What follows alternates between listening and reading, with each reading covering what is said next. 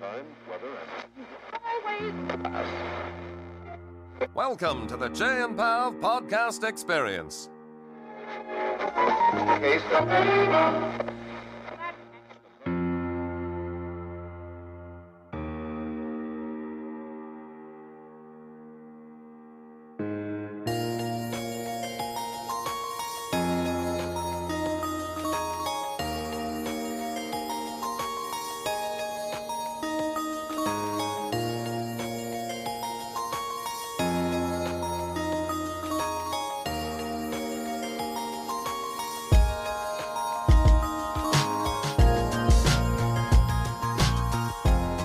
You're listening to The Chey and Pav Show, Teachers Talking Teaching.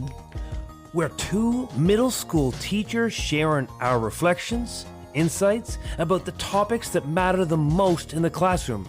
So hey, Pav, join us in the hallway or even the parking lot, or better yet, how about the staff room?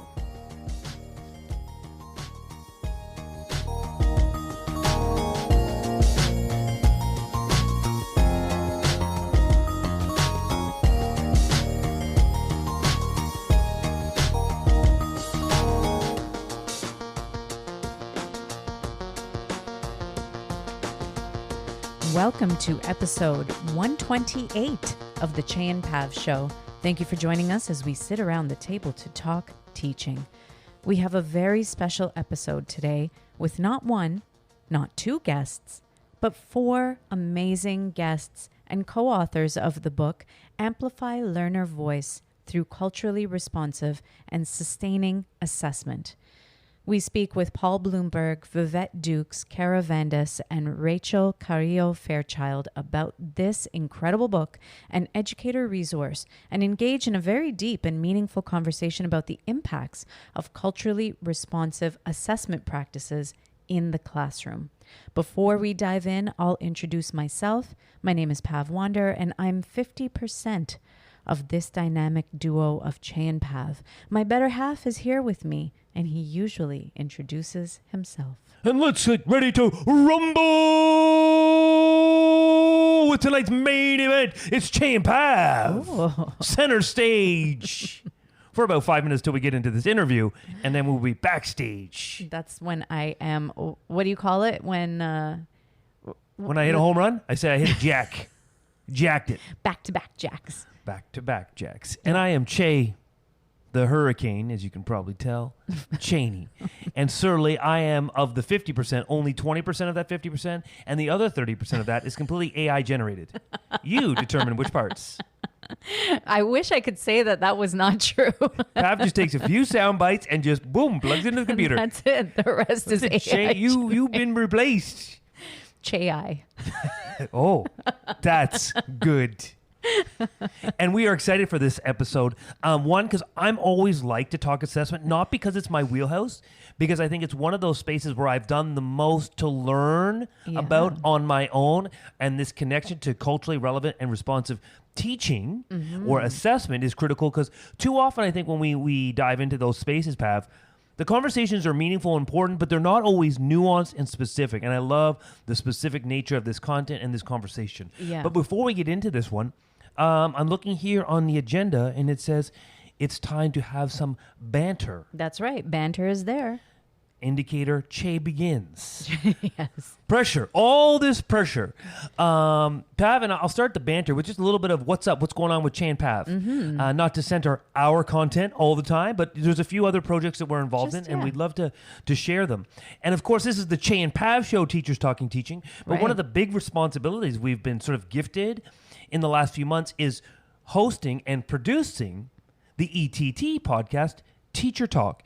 And that podcast has got a set of vibrant, at least 4 episodes out at the moment. It's very local driven, but that doesn't mean the content is purely for Toronto teachers, but it's all teachers in the Toronto elementary system. And we've been having rich conversation on rest and resilience, the value of teacher librarians, the use of learning coaches, and of course, with the ETT president and vice president, Helen and Nigel, talking about their mission and vision and what they wanted that podcast to be. And so this project is a little bit different vibe than the Chey and Pav Show. I guess it's more calm Chey, no hurricane It's Chey. not the hurricane. Yeah, it's not the Hurricane Cheney. But it's a project that we're very proud of, Yes. and we love the work that we're doing there.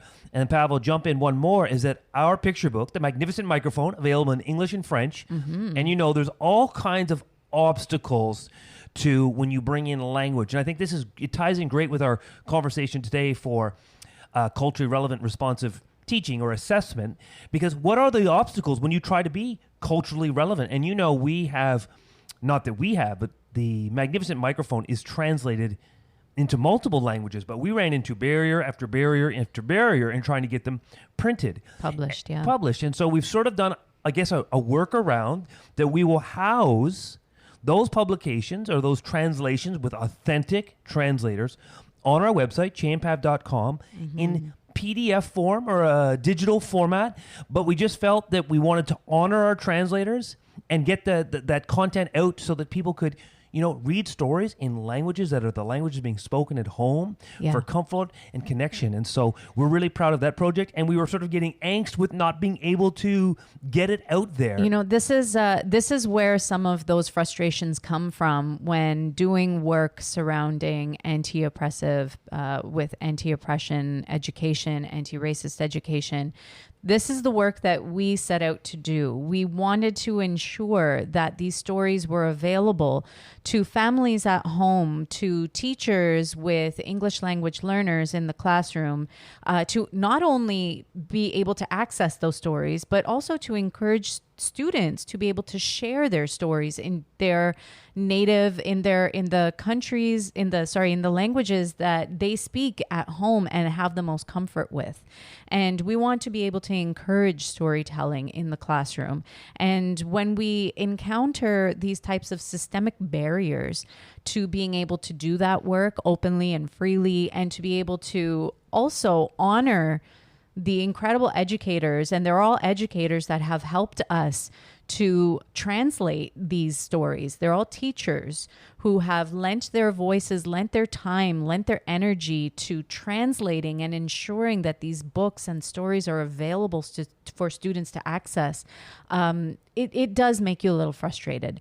And we never really gave up on this, and we kept trying and trying and trying. And we are going to be, and we are very happy to be able to provide these stories for teachers and families to be able to access digitally for now. Hopefully one day we'll get to the print phase, but we didn't want these stories to end up on the back burner and forever sitting there waiting for, consumption. Lost in the archives. That's right. We don't want these to be lost in the archives. We want these stories to be shared, and we want students and children and families to be able to access them. All right, Pav. I think it's time to get into this really rich, really vibrant conversation about amplifying learner voice, amplifying assessment, really being diverse in our assessment. I think there's lots of great nuggets and lots of learning and reflection and validation to be had by listening to this conversation. Absolutely. Tune in to episode 128 of the Chey and Pav Show. Get your hands up to the floor. And you're listening to the Chey and Pav Show. And welcome to the Chey and Pav Show. Teachers talking, well, you guessed it, teaching. And today on our show, and for our audience watching, you see the book I have right here. We have 4 of the authors of Amplify Learner Voice through culturally responsive and sustaining assessment. And we have Paul, Vivett, Kara, and Rachel here to talk about this really very, I show the spine, thick and in-depth and really practical use book. Because, Pav, before I jump right in, I almost want to ask a question right away.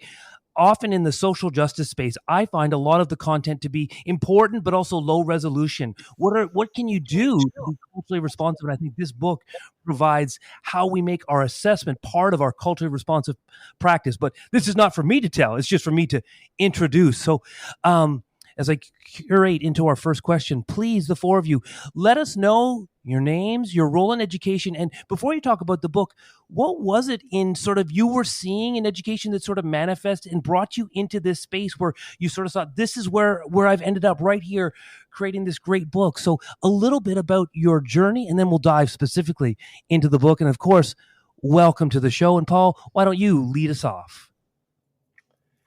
Well, I think for me, as with the other authors, we're also educators, teachers. Some of us have been leaders with a capital L in the educational space. And I think, we've been doing work for over a decade in schools around assessment for learning and at the Core Collaborative, which we all consult for and with. That was really where the work really started. And I think there were early conversations a couple of years ago when maybe pre-pandemic, where we were really trying to take, really inspired by the work of Dr. Gholdy Muhammad, and really trying to think, how could we take those 5 pursuits and apply them to assessment for learning? And I think that was really the impetus for the work. And I think all of us really believe in assessment for learning so much because it already amplifies student voice. And really, I think when you do it really well, kids learn a lot about themselves. And I think with the peer assessment work, we were really trying to think from a culturally responsive and sustaining lens, how could they learn more about each other as well? And I think that's kind of how the idea was born. It was initially a different even book. And we took a book that Kara and I kind of headlined on called Peer Power, which is bringing an assessment revolution into the States. And it was really taking a look at that foundational text. And then we brought in a whole bunch of other authors because there was not one person that could be an expert on all of this. And so I think that's kind of how the book was really born. Amazing. Thank you for that little bit of an outline. Kara, how about yourself? What brings you to this space, to this journey, to this writing project, and tell us a little bit about yourself as well and your role in education. Yeah, you bet. I started in alternative education, which I think by itself, you're already working with a group of students who have really struggled with the traditional system not meeting their needs, a lot of school being done to them, not for them or with them. And for me, this is about kids and their experience versus what education has to do for them. And so I think for me, this book and this work really helps to address that. I think when I work with people from other countries, they'll talk about how Americans are obsessed with accountability.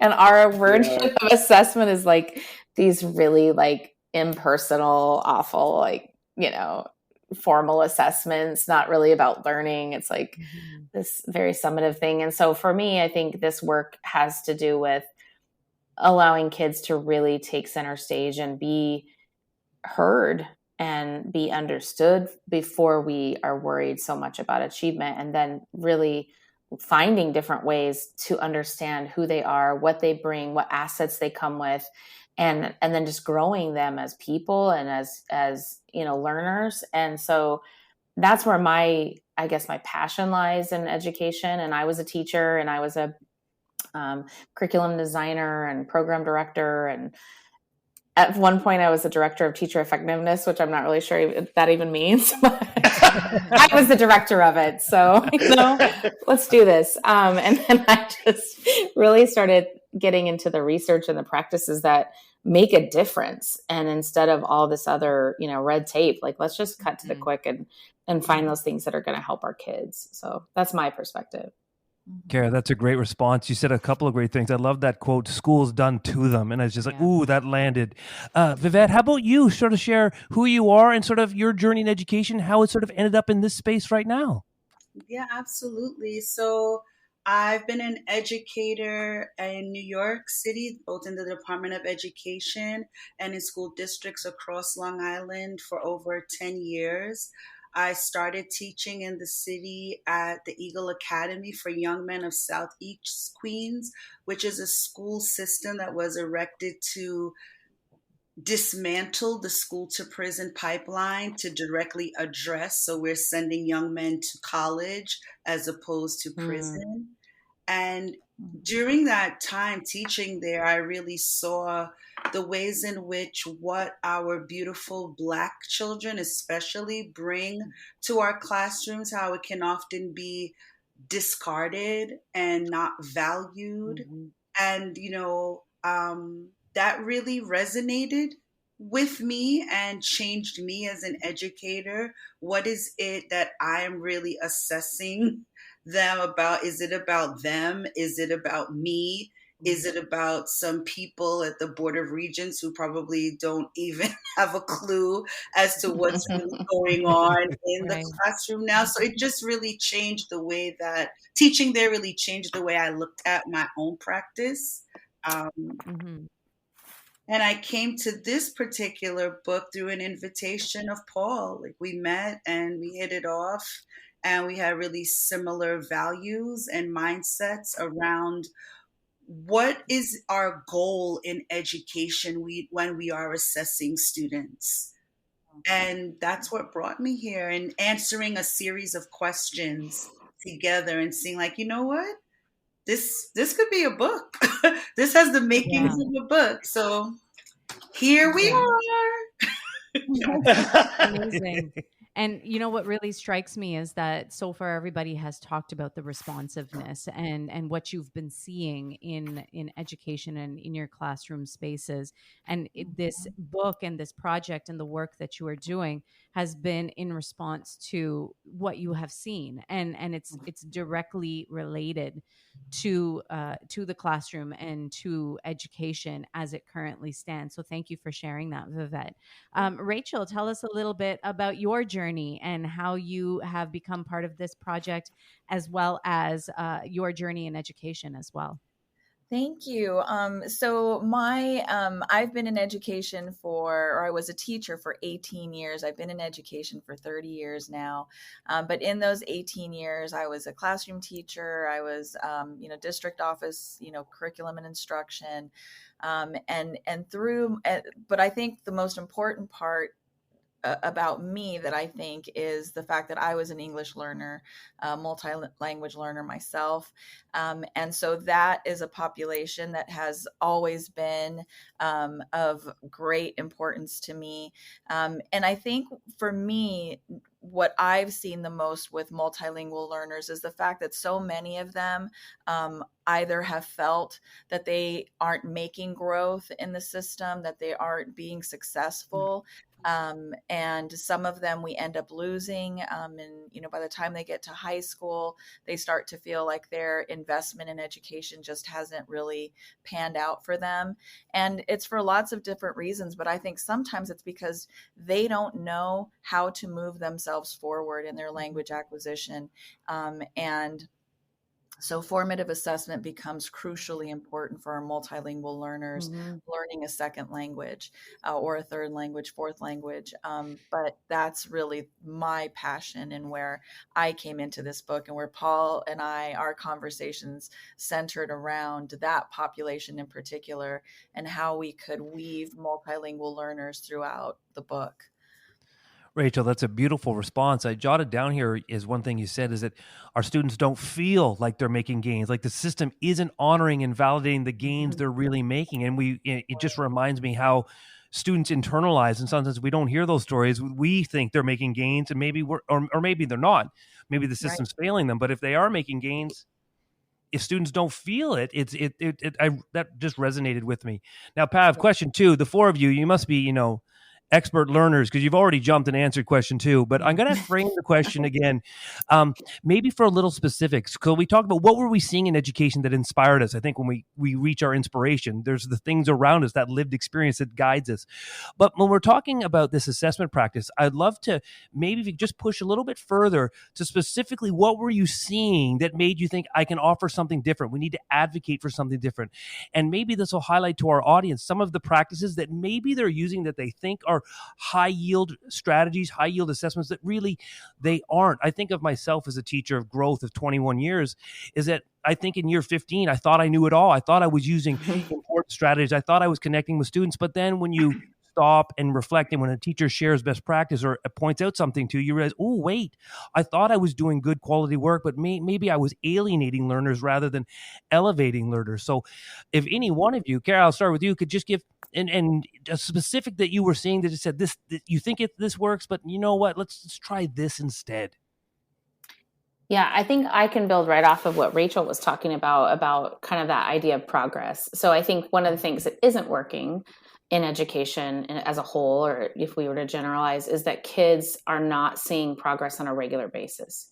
Mm-hmm. And the most powerful thing we know from research from like Harvard and Stanford about that comes from Teresa Amabil's work is like the progress principle, this idea that like the most meaningful way to feel like connected to your work, to feel fulfilled, is to make progress in meaningful work.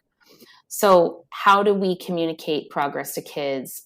Not once a week, not once a month, not at the end of a unit, but every day. How can they have a mastery moment? Not they're masterful at everything, but a mastery moment where they go, oh, I'm getting it. I'm getting a little more. I'm getting a little more. And those feelings build efficacy. They build kids' confidence. And so switching from the traditional, like I'm the teacher and I'm going to give you these assessments, to my kids are building a body of evidence about their learning, and then they're comparing and thinking about their evidence versus maybe some examples and exemplars, some things that show them what success looks like, is just a huge change. And it's empowering to kids too, because they can start to go, oh, this is where I am and this is what I need to do next. Or they can value every time they have an at bat, if you will, toward what they're learning, they give it a go. And then we say, okay, well, what can improve? What's better? What do you want to use this as part of your body of evidence, or do you not? You don't have to. You can just have a go. Or you can say, yeah, this is actually my best yet. So I do want to offer that up. And at that point where kids are at a totally different place in terms of their own agency, which is powerful. Mm-hmm. That's such it's so poignant what you have just said. I love the idea of the progress principle and you telling us and highlighting that idea to us and about having those mastery moments. Mm-hmm. Because that is something, and that agency that you speak of, you're putting it back on the students to own and to know and be aware of when they master something or when they get something and when they have that aha moment. And that's ultimately what we want as students, to be the owners of those moments, and not for us to be telling them this is what you learned today, but for them to be able to reflect on what they did that day and to be able to say, you know, I did make an achievement. I did have some growth. I did see it. And I am aware of it, and I know what I need to do next. And it just makes that work, as you said, so much more meaningful. So thank you for sharing that, Kara. Yeah. Vivett, did you want to add to that about, you know, what you were seeing and exactly, you know, something specific that you'd like to speak about in terms of assessment and the culturally relevant piece, and how those two things tie together with the work through the book and through the work that you are all doing? Absolutely. You know, when I was working with students in middle school and high school, and even now on the college level with pre-service teachers, there is this, students get their tests back, let's say, and they just look at the grade and set it aside.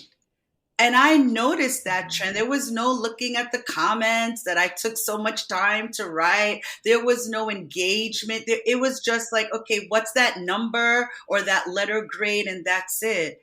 And that was very scary to me, that was so much of their worth was wrapped up in a number or letter that was on a paper or on a screen. And it really did not do much for their dispositional learning. I didn't see enough of them, you know, intentionally transferring habits of learning in and out of their school their school lives, right? And then being able to practice that, say, on a social emotional level when they were faced with challenges outside of whatever that test was. And that for me is a really necessary component of an assessment. Also, why is the teacher the only one assessing the student? How come students are not assessing themselves? They're the learner. They're the one doing all of these things. And where is the room for them to assess each other as co-collaborators in a space, right? Where they can assess and help and support. So when those key components start to come into play with one another, it shifts. The whole vibe in the classroom just changes. And it becomes a space where we are all learners. That hierarchy of I'm the teacher, and then you all are the students, and then you're a 4. Oh, but you're a 3. Oh God, you're a 1. You're a 2. Like, no, all of that goes out the window. Because when we start looking at things like criticality and cultural identity, you getting a 1 on an arbitrary state exam means absolutely nothing. Yeah. And it starts to build our students' self-worth, their funds of knowledge, because we all bring something to the learning, the education table, every single person. I don't know that our system as it currently stands highlights that enough. So that's what this book is about, really shifting that notion and the idea of who is worthy and who is unworthy, and how assessments directly feed into students and families and communities' sense of self, right? Well, my school is this because we scored these scores. Oh, my school is trash because we didn't score these scores. Like, what? Is that what makes a school environment worthy or good or bad? We have to shift this language and this thinking. So that's what we're doing here. That is perfectly stated. I loved it. I didn't love that you brought it up. I'm glad you brought this up, that our worth is so wrapped around that grade of a low resolution when that grade is just a manifestation of something so simplistic. And I love that we've brought up self-assessment and peer assessment as a way of breaking down the hierarchical structure on those learning spaces. Wonderful comments. Paul, I'll come to you to sort of answer that question we've been floating around. What are you seeing? What did you see? What's a practical thing you can see? Let's dismantle this in regards to traditional assessment practice, or maybe current assessment practice that just isn't really working for all of our learners. I think for me, and being a principal of a turnaround school, a school that was labeled low performing, and now being a school improvement coach all across the country, to me, assessment should be a time where you get to understand what your strengths are. And I think because assessment is typically always living at grade level, there's many kids that the assessment doesn't tell them anything about what they're good at. Right. And so I think for me, it was like trying to imagine what it would be like to come to school every day, because I was good in school, Now my 2 sons, not so much. But every single day getting this reminder that they don't know enough, or they don't know it yet, but it just kind of chips away at their efficacy. And I think I saw that with my own sons. And then I saw that as a principal of over 1,000 kids, that the system is actually set up so they don't do well. It's systemic. And the system is set up to call out the areas of need predominantly. And so for me, it was like, how can we create an assessment framework where we're assessing kids at their zone of proximal development so they see their strengths, they can articulate their strengths, and they can talk about how to build upon those strengths. And I think that really led us to building visual progressions of learning with kids so they can actually see a progression, so they can see where they're at in relationship to an ambitious goal. And so for me, I think it was, as a parent, as a principal, and just a school improvement coach, constantly seeing kids after they take an assessment feeling shame or feeling like they didn't find out anything that they didn't know before they took that assessment. I think we've all, not been prepared for an assessment, but in this framework, it's all about identifying strengths, but more importantly, for students to be able to identify their own strengths and students be able to articulate their own next steps with the guidance of their peers and teachers. That's phenomenal. As I'm listening to all of you speaking about this, I'm thinking about what a huge task it is to overhaul the way that the system is currently working. But what I'm hearing from all of you are real strategies and real ways that we can do this, and ways that we can monitor the progress of flipping the switch and flipping the narrative, and hearing things from a different perspective and seeing how they play out with the students. Because Paul, as you're talking, I'm thinking about, you're absolutely right. Assessment is set up to highlight the deficits. It's never having the conversation through an asset-based lens. It's always through that deficit lens. And so how do we turn it into something that students and teachers and parents and caregivers and everybody understands, that we're actually highlighting what the students can do, not highlighting what they can't do.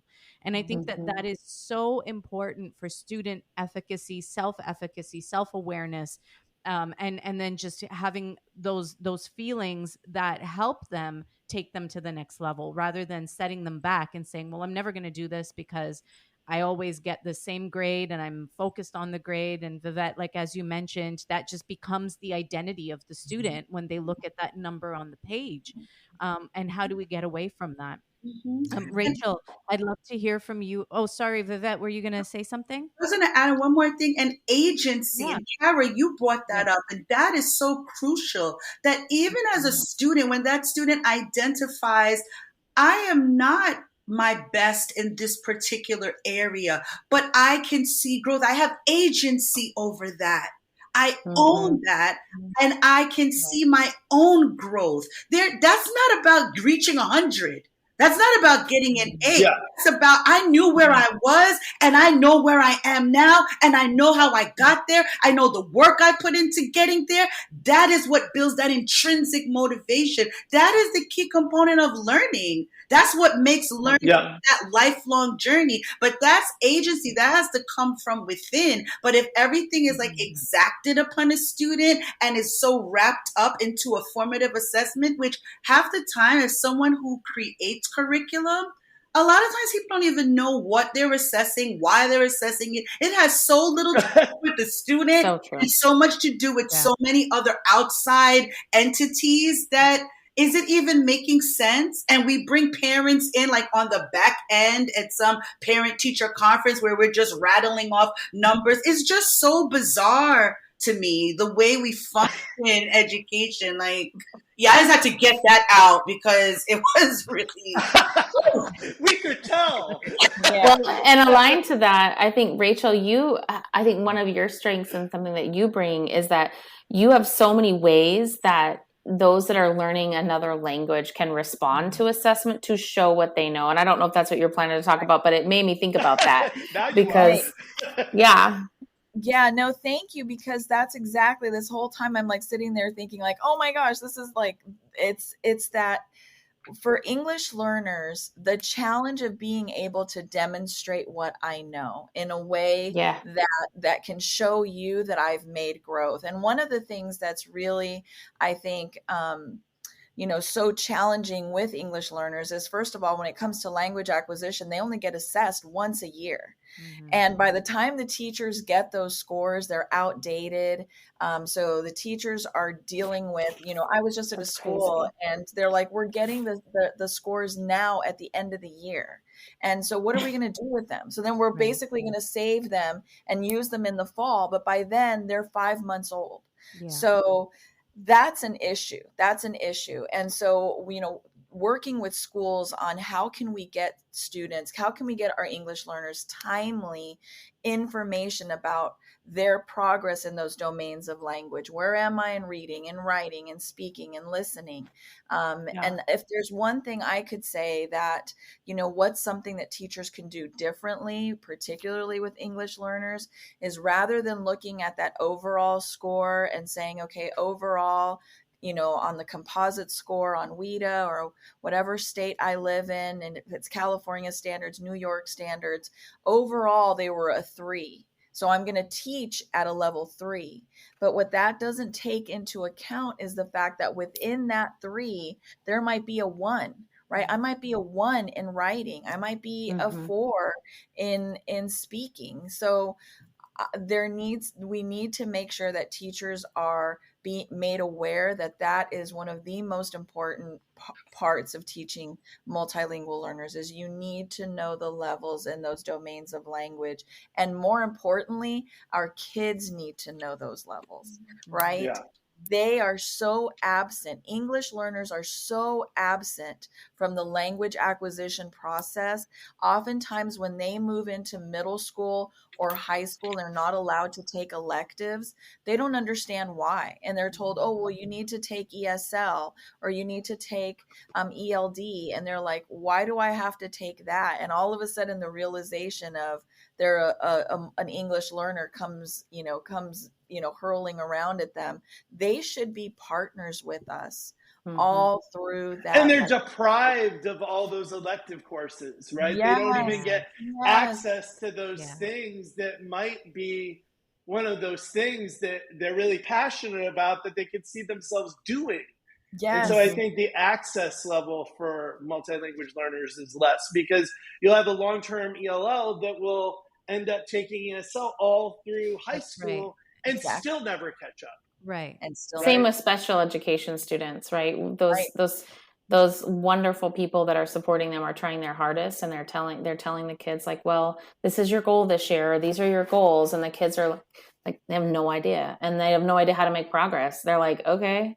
And then they meet with people and they don't know why. They do things they don't know why. Like there's so much that's like like none of it is about agency. And the kids are like just going through the motions. I guess I go to this teacher when they tell me to. I guess I get pulled out, or I don't know, like somebody comes and sits by me, but I don't know what's going on. Like it's true. It's kind of nuts, like how hard the adults are working and how little the kids are informed about it. It's that idea of school being done to them. School being done to them rather than with them. It's so a reminder how we're constantly streaming students, even when we think we're avoiding streaming, where you're sitting, classes you're providing, resources you're providing. And we always think we're breaking that mold. I think as a teacher's like, even my class seating plan is strategically ends up just streaming kids. And so one thing I've disrupted in myself is that simple thing, something I took so trivial, or I didn't think too much about. I said, how is my seating plan actually streaming kids into certain behaviors or certain outcomes just by something as low resolution as that? So I've got so many notes, and Pav, I know we got questions here. I jotted down here, Vivett, I think you talked about this, that assessment tends to be this afterthought. And I think this resonated with me is because I've shared on many episodes is that in teaching is really tough to get quality PD to teachers. So what's the best way to get it? And I've commented that in my 21 years, I've never had a specific professional development around assessment. Now, I've done grading assessments to make sure that my level 3s I'm giving out are the same level 3s I'm giving out to the teacher before, but the in-depthness to practicing and teaching assessment, I said, I've never gone through it. And so for me, this conversation is important for me because now I'm going to disrupt my assessment. And we've talked with Tom Schimmer a little bit and Natalie Vardabosa about assessment as well, because Vivett, you brought that up. We don't plan our assessment. So as teachers, if assessment's just an afterthought, then it's not working, because it's just, I'll do it and then I'll assess it at the end. And I think part of my growth, and I hope many of you can add on to this, is as a teacher, how important it is to build assessment in as much as you're picking your standards you want to go, as much as you're picking your choice boards and your activities you want to use to provide students to display their learning. How do you weave that assessment all the way through? How do you connect that feedback all the way through? Because as teachers, I think it's really easy, and maybe you could argue because you're tired. I'll give you a little bit of grace on that. But a good practice is, as I've grown a little bit older, is making sure that assessment and feedback is crucial to the design of your lesson, not just that afterthought. And I think a bunch of you touched upon that. If you wanted to comment on that, but I'll go to an asset-based question, Pav. I know you're giving me cut-eye because I'm ranting, and you already told me don't talk so much. But if you're answering that question, even think about some of the successes you've seen, because obviously you've seen things that made you want to change the way things are going. What have you seen that's been working? And so our listeners can maybe pick up a tool here or there to pick up. I already picked up the mastery moment. I'm going to use that in my classroom tomorrow. What's your mastery moment for this class? What's your mastery moment for this lesson? So that's one tidbit for sure. But if you can answer anything out of my rant, I'd applaud you. That's great. It means you're paying attention. And two, what are the successes you're seeing? And Rachel, I don't think we've come to you first. We'd love to come to you first on this question, random question. All right. So much there, but I think the whole intentionality of assessment, right? There's a few things. First of all, if we are taking valuable instructional time to administer an assessment, right? We can't afford to squander minutes. So if I'm using instructional time to administer an assessment, then I'm hoping that assessment, it has to have a purpose. It has to have some intentional purpose of it's providing me with information that I need, valuable information that I need, so much so that I'm taking up instructional time, right? And this idea of just letting assessment kind of fall in wherever, oh, the textbook says I should be giving this quiz today, or, the pacing guide says I should be giving this assessment. But if it's not answering a crucial, critical question for you, then why are you administering that assessment? What information are you getting from it? And how are you using that information? Because that's another thing, is that, teachers with all of this busyness and everything going on with them, is oftentimes, they're not able to score assessments in a timely manner. And this is where self and peer assessment is so valuable, right? Because we could get students giving each other feedback, and how much more critical or how much more valuable is that than them sitting for 2 weeks waiting for us to score something to give me that number, right?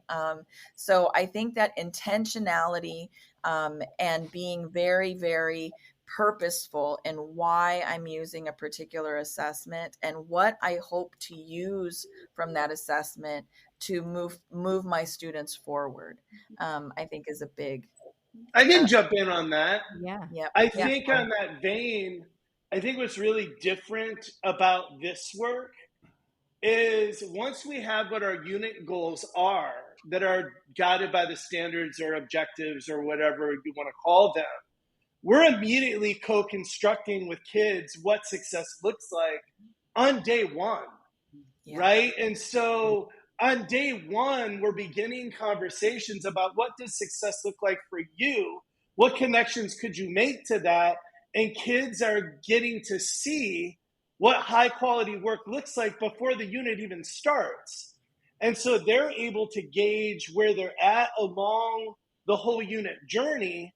And I think that's really different because those expectations are co-constructed. And we talk about, I think there's 11 different co-construction strategies. We are constantly co-constructing because we believe that it's a dance that you do with the learners. We're dancing together here. And as we kind of figure out what success might look like, we can refine our success criteria along the way, and we can bring in kids' funds of knowledge and have them make connections to things that they already know a lot about.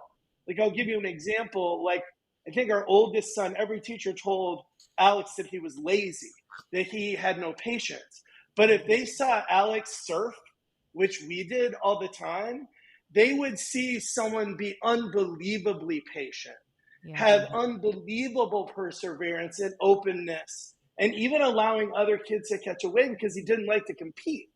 Right? Because he always would give that wave to somebody else. And so I think from the early stages of this work, we're co-constructing expectations. And with that allows our learners to access the funds of knowledge that they're bringing to the classroom.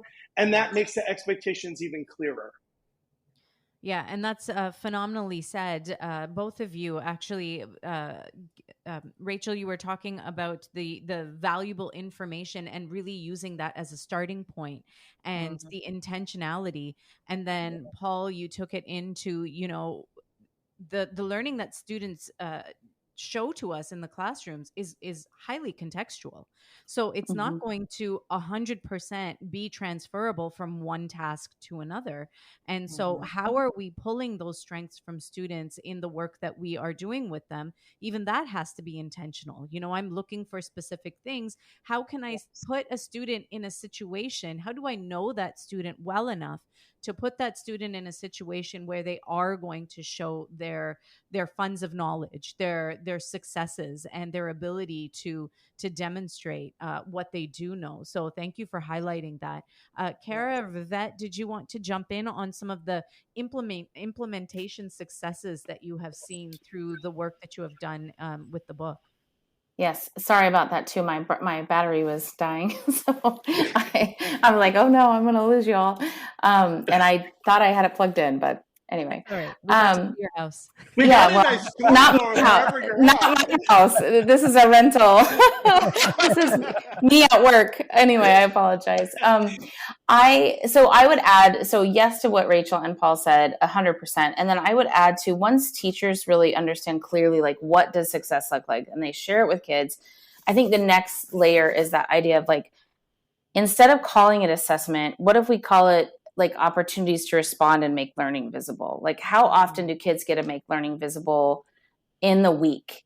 Do they get to make their learning visible every day, every week, every month? Like, how often? And the research is pretty clear on that. Like, the more times that kids get a chance to assess themselves, to kind of like try it out, to give it a go, to look at how they did. And like Paul said, like, we co-construct, so we show them models of what it looks like to be successful. And then they can kind of look at their work and go, okay, I did really well with this, and this is my next step. And the more often we do that, the higher the learning, like the amount of learning is, the more they learn, the higher the effect size. So that idea of how often are we creating opportunities for kids to respond and make their learning visible, I think is a really important question that we've got to ask ourselves as teachers. In that rant that you gave, I was following your rant, by the way, just so you know, it made perfect sense to me. And I was educated, like when I was trained as a teacher, I was big Wiggins and McTighe. It was big understanding by design, backwards planning, where the assessment is what you start with. How of everything I'm playing, how am I going to assess students? And then from there, okay, what lessons do I need to teach to help them achieve mastery at the assessment? So I'm a firm believer in that. Planning an assessment after the fact, or an arbitrary, like, oh, let me just give you a little 10-point quiz for that means absolutely nothing. That is not best practice as an educator at all. I think also where I've seen assessment work well, and I want to be really explicit, not just assessment, culturally responsive assessment, is when students, families, like there's this co-construction going on.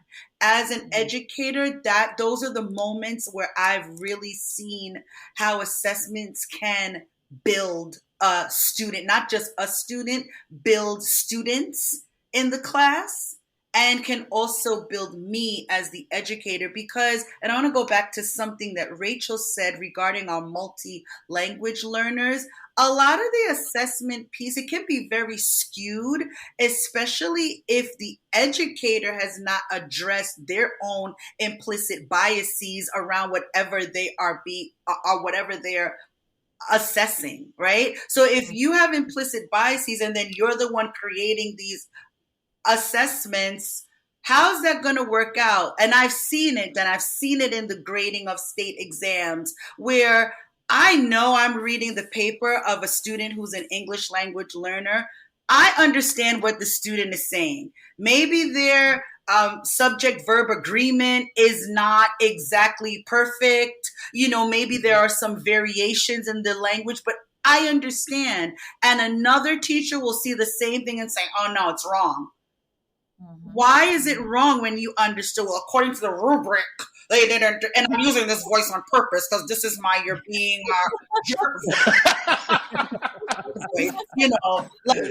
there's that piece, and I don't know how much we talk about it, but it's definitely something to delve into.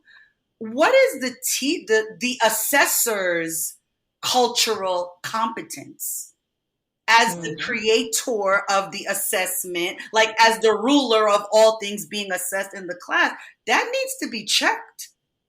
And it often isn't. And we do delve into that with the cultural responsive piece in our book.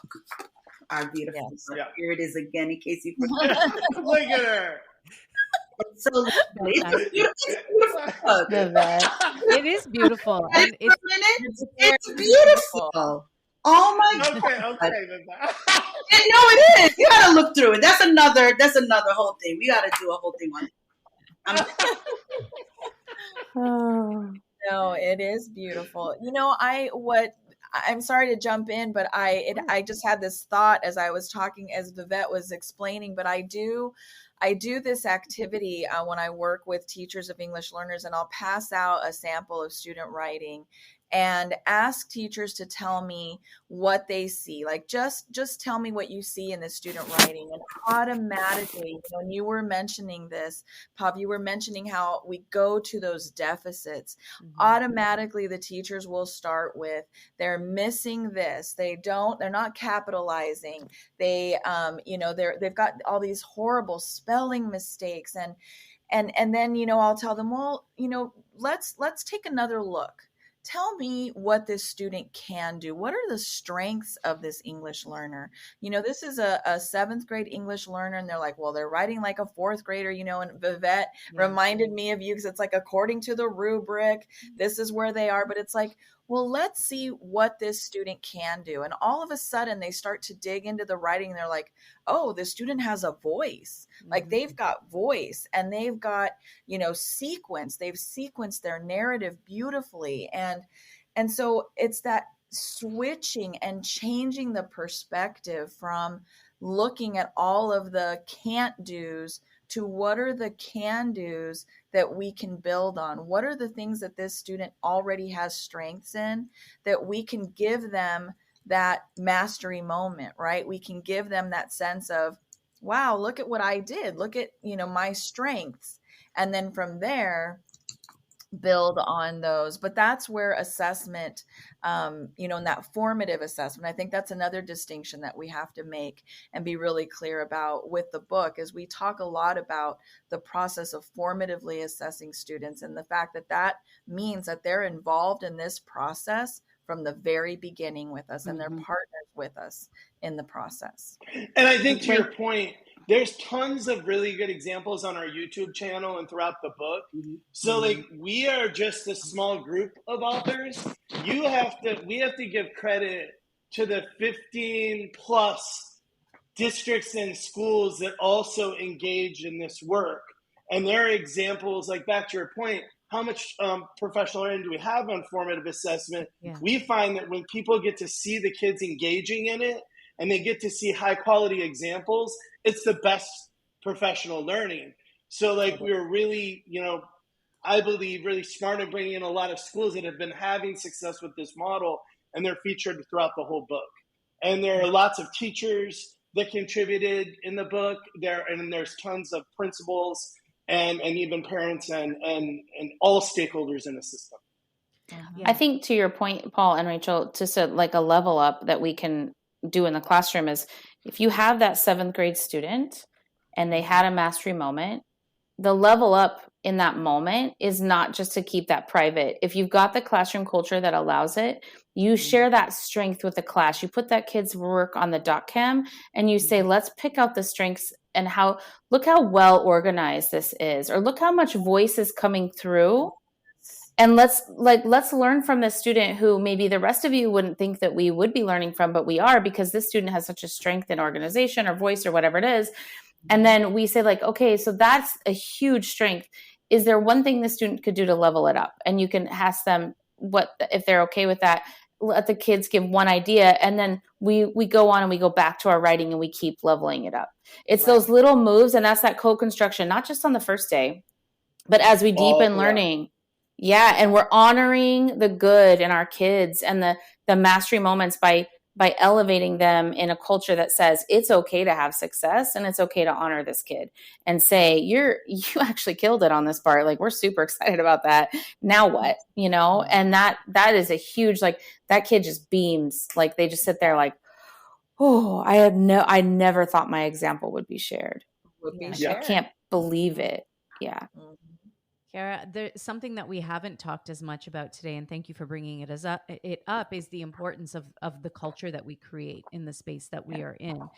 Because something that keeps floating through my mind is all of this is amazing. And I know that it's shifting my pedagogy and it's shifting the way that I'm going to be approaching assessment in the classroom.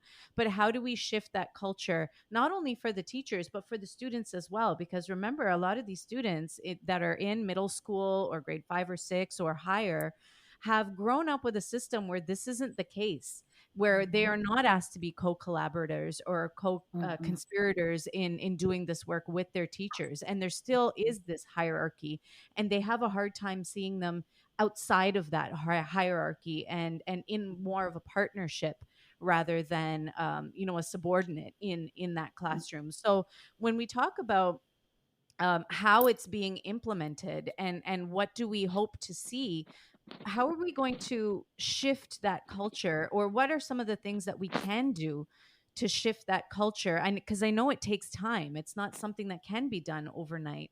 And if you've got a group of students that are already used to a certain way and a group of teachers that are already used to a certain way, what is maybe one thing that we can do to help us flip that narrative around? I think for me, if we don't honor the cultural identities that our kids are bringing into the classroom, we're never going to build the real connected relationships we need so students feel comfortable with change. And for me, I think it was even prior to writing the book, as a gay male with 2 adopted sons, like, I didn't even really think, being a white guy, that I had a cultural identity. And so I think it was about a couple of years prior to this book and really trying to lean into what that meant for me personally. I think it was realizing that I was probably violating my own dignity by putting me in a category of, well, I'm a white guy, I don't have a culture, I don't have anything to bring. And then I think it was my friend Metasol, which all of us are friends with, your culture is all the lived experiences you've ever had. And so the LGBTQIA culture to me has been a big part of who I am in my life. And that was never, ever thought about. It was actually, I was ashamed of it. So I think we're never going to build a learning culture that we need to have in our classrooms if we don't honor our own cultural identity, right? And understand, our own identity. And then how are we going to honor the identities of our kids? Right? And really understand that it's all of their lived experiences that make them who they are, and that those experiences we can build knowledge from. That those experiences that we bring into the classroom are vital sources of knowledge that we can build from instead of ignore. And I think if we link that, so yes to all of that. And then if we link that to what research says too, we think about the power of using prior knowledge that can more than double the speed of learning, right? So like their funds of knowledge that they bring from their lived experience is meaningful and powerful and an asset, right? If we think about it, and how do we use that? And then I think the second thing I think about Graham Nuttall's book on the hidden lives of learners, and he found out, it's a crazy book, but his research centered in, he mic'd middle school kids and listened to their private table conversations, which is like, can you imagine? Crazy. Weird. Anyway, but one of the things that I thought was so interesting that he heard is that kids know about 50% of what we're teaching them. It's just that they know a different 50%. Right. So if we think of our kids differently, we think kids are coming to us and they all know about 50% of this.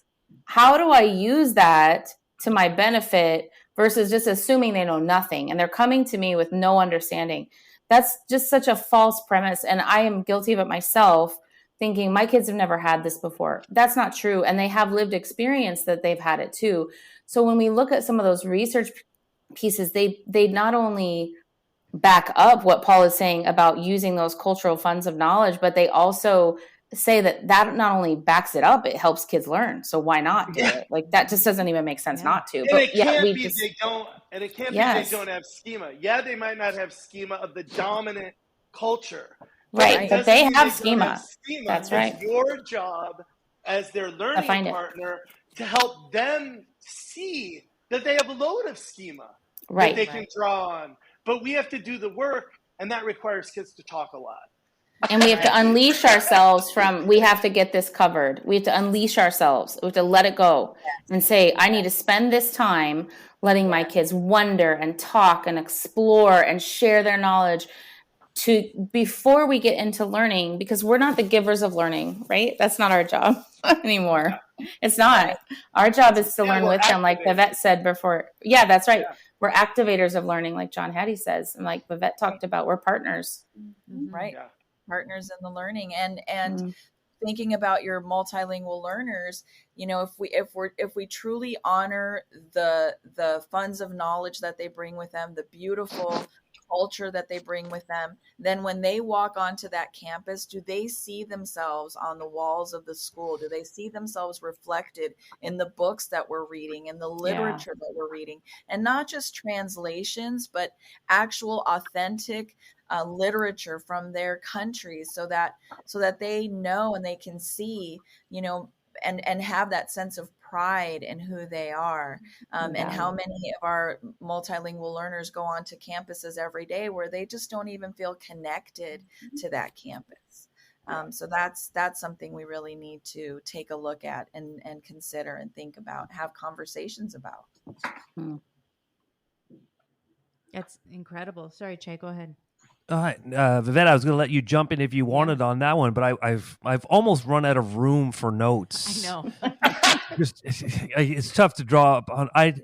The one thing when you talked about, I come back to the comment of streaming, because Rachel, you talked about making sure books are in languages that students speak at home, and I can actually share a little brief journey of Pav and I. We wrote a picture book about but the community in which we teach in, English is, you know, it's the language spoken at home, maybe 50% of our community. So we went out to find authentic voices to translate the picture book into as many different languages as we could that represented our community. But then back to the streaming connection, we realized the system in many different spaces doesn't allow for the publication of those books in multiple languages. You're told, oh, we can't do this. Oh, we can't do this. Oh, we can't do this. And this comes part of that streaming. So our system, our capitalist system, values the dollar and says, wait, we're not going to do this in Punjabi. We're not going to do this. And all of a sudden you're like, oh, you're trying to do the work. And then you run into this obstacles. So as you were sharing that story, I was thinking, that's some important work that we were sort of connected to, and then ran into that sort of system barrier. And you're like, makes me a little frustrated. So Vivett, come back to maybe some final words, and then Pav will pose sort of a final question, maybe get everyone's, I don't want to say final thoughts. I think this episode thus far has been a real teaser. Vivett, I'm going to beat you to the screen to put this book up on there. This episode has been a really good teaser on what is the content available in here. And all of you have spoken just briefly on so many of the great sections, because I wanted to get more into the self-assessment, the peer assessment, the family connections to help build that. But our audience, you've got to come and grab. So I think, Vivett, you get that final comment, and then we'll come back around to everyone to sort of say, if you had one thing, now we know it's not one thing, we don't want to make a list, but if there's one thing you hope a teacher, an administrator, a board could get from this to say, you can get this out of this resource, what might it be? But Vivett, sorry, I keep cutting you off, but if you wanted to comment on the last point of conversation, because I know you and we're the ones that are keeping up with these rants. The rest, I see Paul's cut eye. He's like, come on. If you want to jump in on that, and then we can wrap this episode up. Absolutely. And I think I can tie both in. So the rant and the final question. Amazing. Yes. Our book is really premised upon 7 core concepts of culturally responsive and sustaining formative assessments. And I don't think we've been explicit in stating what those are. So I want to share what they are. They are cultural identity, asset-centered mindset, dispositional learning, learner clarity, engagement, learning partnerships, and criticality. So when we think, what's this recipe for culturally responsive and sustainable engagement when it comes to assessments? Because it's a buzzword. Let's be real. Everyone's doing, I'm culturally responsive. I'm culturally responsive. Are you? What's your recipe for it? Really? Because it's just, no, I'm culturally responsive. Really, I am. How do you know you are? What's the framework for that? And I'm being a little snarky because I'm tired of people just like educators just kind of throwing it around or putting like, a math problem together. Miguel went to the bodega, and you think by doing that you miraculously became culturally responsive. Please stop. Please stop doing that right now. It's actually highly offensive, and you're nowhere near being culturally responsive. So if you're really serious, and let me bring it back. People want to be really serious about digging into this book and creating their own framework for culturally responsive and sustaining assessment, look into those core concepts and use that as a guide. Okay, thank you. Amazing. Beautiful. Mic drop. Yeah, perfect. Beautiful. Absolutely. Anybody else wanted to add into that or offer your final thoughts about the use of the book and the ways that it can be successful for anyone who picks it up? Yeah, I think we kind of wrote the first 3 chapters to kind of introduce the framework that was kind of speaking about. But then after that, it's kind of choose your own adventure. Yeah. Like you can dig into dispositional learning, which is probably foundational. But then after that, it might be inclusive questioning or self-impaired assessment or how to get kids to prove their learning or deliberate practice. And each chapter is basically a book. You saw how thick it was. Yeah. So like literally as a teacher, you can kind of start to think about what is an area that I would like to improve in. And I could choose my own adventure. I could read the first few chapters and then I could dig into one, and that one chapter could be something that I'm practicing towards for a year or two. And I think that that's kind of the way to kind of think about the book, because in actuality, it takes schools probably 4 to 5 years to implement these ideas really well. Yeah. And so I think you just have to start someplace. And I think just trying to dig in and building off of something that you're already doing and trying to rethink it through a cultural asset-based lens is probably the way to go. I think what I would add to that, Paul, because yes to everything you and Vivett just said, I think what I would add to that is that you will see impact quickly, but it also is impact in other ways that are meaningful. Like if you work on kids' willingness and their skill set and their toolkit around learning and them becoming better at learning, you're going to see a different kid in the classroom. And that's just as valuable or more, I would say more, than an assessment score. So now we have kids who are excited and feel confident as learners, and they know what they can do and they know how to learn, like what's in their toolkit for learning. Right. Those shifts are the things we have to look for, because just like we talked about mastery moments for kids, it's so critical that we use that for us as well, because we need to feel that sense of efficacy boost on a regular basis. Right. I think one of the reasons we get disillusioned in our jobs is that we don't necessarily focus on that. We constantly focus on what is wrong, what could have been better.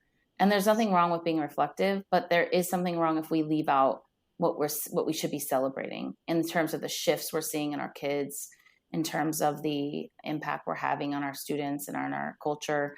We've really got to make sure that as we make those shifts, like Paul mentioned, that we are noticing and celebrating the things that are really working, regardless of whether they're assessment or not. They will include that for sure. And we've seen huge transformation and achievement. It's not that we won't, we will, huge. But it's a bigger, more important task, I guess I would say. Yes. And probably the thing I would say is I think as educators, sometimes we tend to overwhelm ourselves with these things. And we think, oh my gosh, I just heard those 7 core concepts. Like it's so much and it's so big, and where can I possibly get started? And I think we need to, again, just small steps, right? What is one small little bit that I can take from today and I can go back to my classroom, I can really hold on to, go back to my classroom and just start with this and start to see my students feeling empowered and me feeling empowered from using some of these practices, and that success will breed more success, and will, then I'll want to, build on that and then bring one more little thing in. So don't overwhelm yourself. Pick one small thing. I think, little small wins can make big changes, but you have to start somewhere. So don't overwhelm yourself. Yes, absolutely. And there are so many spaces for us to start. That's your cue to hold up the book one more time.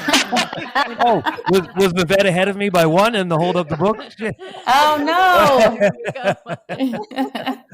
no. No, there are so many spaces to start. There's so many spaces to pick out that one small move that you are going to be starting with. And Paul, thank you for highlighting that it can be a choose your own adventure.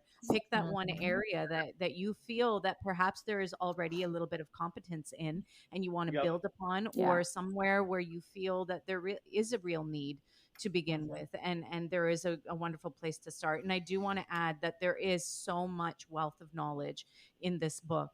There are so many brilliant authors that have contributed to this, and we are so happy that you four have been able to join us today to have this conversation. I know that I don't just speak for myself when I say that I've learned a lot through talking to the four of you today, and I'm so grateful to have you on the Chey and Pav show. Chey, any last words for us? It's welcome, and thank you for joining the Chey and Pav show. Teachers Talking, assessment. Yes. And it's been a wonderful sometimes, but Pav wrote that down for me here on the bottom. She said, be funny one time on this episode. So that means I've been right twice, right? I've been right twice. I followed that instruction through. But Paul, Vivett, Carol, Rachel, thank you so much for gifting us your knowledge, your expertise, and we really hope that our audience dives right in and honors your work with some reciprocity and purchases this great book, because it is thorough. And as you both talked about, you start with one thing, as I threw one more tidbit. When I sort of deconstructed my own assessment, I just started with the self-assessment and the peer assessment and brought that into my practice. So when you think maybe it's too overwhelming, for me, that was good for me. Just I started to be really purposeful in that. And then all of a sudden it changes the flow of your teaching, because then you realize that component is within the task, not necessarily something at the end. So as I expand the length of this episode with one practical example for teachers that might be hesitant, you can be hesitant like me too. And thank you for joining the Chey and Pav show. Teachers Talking, teaching. Thanks, everyone. Thank you. Thank you.